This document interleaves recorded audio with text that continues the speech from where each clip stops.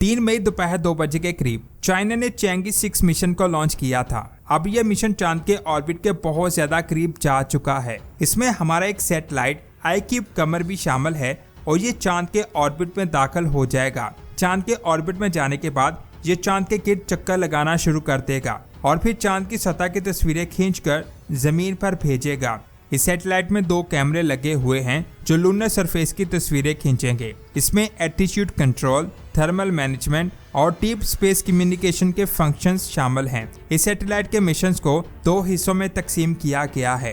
पहले हिस्से में जब चैंगी 6 चांद के ऑर्बिट में चला जाएगा तब पाकिस्तान की सैटेलाइट को कामयाबी से चैंगी 6 से अलग किया जाएगा और फिर पाकिस्तानी सैटेलाइट में जो कैमरे लगे हैं उनके जरिए चैंगी 6 मिशन से अलग होने के प्रोसेस को अच्छी तरह से रिकॉर्ड किया जाएगा। दूसरे हिस्से में जब पाकिस्तानी सैटेलाइट चांद के ऑर्बिट में पहुंच जाएगा तो ये जमीन पर एक सिग्नल को भेज देगा जिससे साइंसदान को पता चल जाएगा कि हमारा सैटेलाइट कामयाबी से चांद के ऑर्बिट में जा चुका है। चांद के ऑर्बिट में सेट होने के बाद ये जमीन और चांद के ऑर्बिट की तस्वीरों को खींचना शुरू कर देगा और फिर ये लूनर मैग्नेटिक फील्ड के डेटा को इकट्ठा करेगा। इसमें 2 कैमरे लगे हैं जो 1280 बाई 720 मेगापिक्सल्स के हैं। अब बात करते हैं कि इस सैटेलाइट को खतरा कहां पर है। यानी दिन पाकिस्तान के लिए बहुत बड़ा दिन साबित हो सकता है, लेकिन दिन पाकिस्तान के सैटेलाइट को बहुत ज्यादा खतरा भी है। अब ये खतरा इस सैटेलाइट को कहां पर है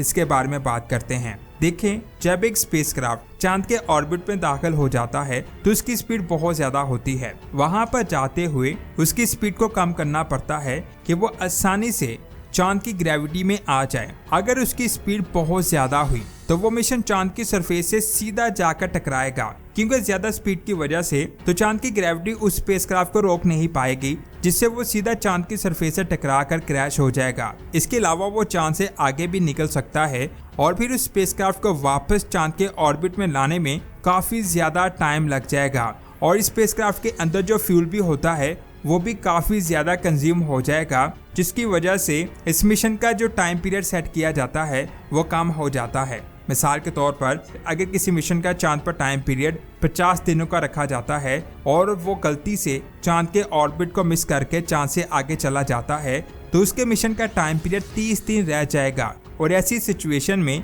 मिशन के फेल होने के चांसेस बहुत ज्यादा बढ़ जाते हैं। इसके बाद जब चैंगी 6 आईक्यूब क्यू सैटेलाइट को चांद के ऑर्बिट में जारी करेगा तब भी उस सैटेलाइट की स्पीड इतनी होनी चाहिए कि वो आसानी से चांद की ग्रेविटी में आ जाए। अगर उसकी स्पीड कम या ज्यादा हुई तो ये मिशन फेल हो सकता है। यानी हम कह सकते हैं कि कुछ भी हो सकता है। जब चैंगी 6 चांद के ऑर्बिट में पहुंचेगा और इससे बड़ी प्रॉब्लम तब आ सकती है जब चैंगी 6 पाकिस्तानी सैटेलाइट को चांद के ऑर्बिट में छोड़ेगा। इस हालात में हर मुल्कों के साइंसदान की दिल की धड़कन तेज हो जाती है, क्योंकि यहाँ पर कुछ भी हो सकता है। यानी कल के दिन में कुछ भी हो सकता है, लेकिन इम्कान यही है कि सैटेलाइट चांद के ऑर्बिट में दाखिल हो जाएगा। 23 नवंबर 2020 को चैंगी 5 मिशन को लॉन्च किया गया था। इसके लैंडर ने 1 दिसंबर 2020 को चांद की सामने वाली साइड पर लैंड किया था। अभी जो मिशन चाइना ने यानी चैंगी 6 को लॉन्च किया है वो चांद की फार साइड पर लैंड होगा, जबकि चैंगी 5 का लैंडर चांद की सामने वाली साइड पर लैंड हुआ था। तो उसमें से एक रोवर निकला जिसने वहां की मिट्टी के सैंपल्स को कलेक्ट करके जमीन पर भेजा। ऐसी मिट्टी को नासा भी चांद से जमीन पर ला चुका है। इस मिट्टी को स्टडी करने के बाद उन्होंने चांद की फार साइड की मिट्टी को भी जमीन पर लाने का प्लान किया। अगर चांद की दोनों साइड की मिट्टी को देखा जाए तो चांद की सामने वाली मिट्टी में भी बहुत कुछ मिला है, लेकिन साइंसदान का कहना है कि चांद की डार्क साइड वाली मिट्टी में बहुत कुछ छुपा हो सकता है। उनके मुताबिक चांद की सामने वाली साइड इतनी ज्यादा मजबूत नहीं है, लेकिन चांद की फार साइड बहुत ज्यादा मजबूत है, क्योंकि साइंसदान का कहना है कि आज से अरबों साल पहले एक थिया नामी सियारा हमारी जमीन से टकराया था, जिससे हमारी जमीन के कुछ टुकड़े टूटकर स्पेस में चले गए थे और फिर यही टुकड़े हमारा चांद बना। लेकिन साइंसदान का कहना है तब एक नहीं बल्कि 2 चांद बने थे और दूसरा चांद इसकी फार वाली साइड में जाकर मर्ज हो गया, जिससे चांद की दूसरी साइड सामने वाली साइड से ज्यादा डेंस है।